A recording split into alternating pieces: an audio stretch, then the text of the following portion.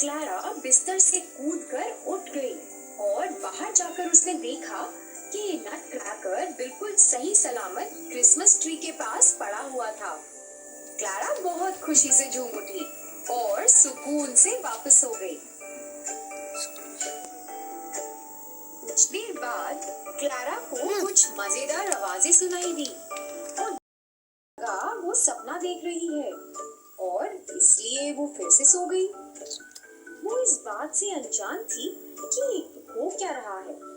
वो आवाजें फिर से आने लगी, जैसे कि चारों ओर चूहे आवाज कर रहे हों।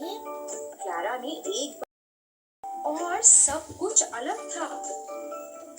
सब कुछ विशाल लग रहा था। क्रिसमस का पेड़, कुर्सी, सब कुछ। क्लारा पूरी तरह से जाग गई। उसी वक्त उसे एक एहसास हुआ कि सारी चीजें बड़ी नहीं हो रही, बल्कि वो सिकुड़ रही थी। उसने देखा कि चूहों का राजा अपनी सेना के साथ उसकी तरफ बढ़ रहा है। क्लारा काफी डर गई और वो भागना चाहती थी, पर उन विशाल चूहों ने उसे रोक लिया। उन्होंने क्लारा को घेर लिया और धीरे धीरे उसकी तरफ बढ़ने लगे। उसी वक्त नट क्रैकर भी वहां आ गया। वो जीवित था। तुम यहाँ क्यों खड़ी हो क्लारा? हम उस पेड़ पर चढ़कर यहाँ से भाग सकते हैं। क्लारा और नट क्रैकर पेड़ पर चढ़ गए और पहली मंजिल पर पहुंच गए। हम भागकर कहाँ जाएंगे? ये तुम्हारा घर है और तुम्हें ही पता होगा कोई ऐसी जगह के बारे में जहाँ चूहे तुम्हें नहीं ढूंढ सकते। क्लारा भाग रही थी और नट क्रैकर भी कहीं गायब हो गया।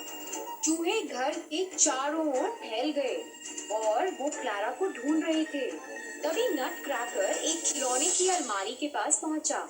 उसने देखा कि काफी सारे छोटे सैनिक वहां बैठे हुए हैं।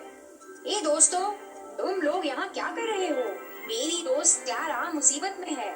चूहों का राजा अपनी सेना के साथ उसे पकड़ने आ रहा है। अचानक वहां सारे सैनिक जीवित हो गए और उसके पीछे आ गए।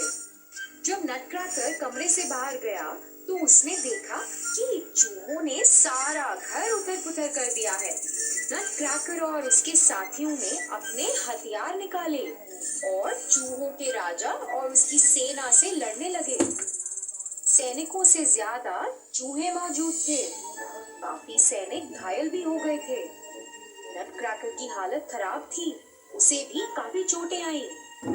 क्लारा जहाँ छुपी हुई थी वहां से बाहर आ गई। उसे लगा कि उसे कुछ करना चाहिए, पर वो इतनी छोटी थी कि उसे लगा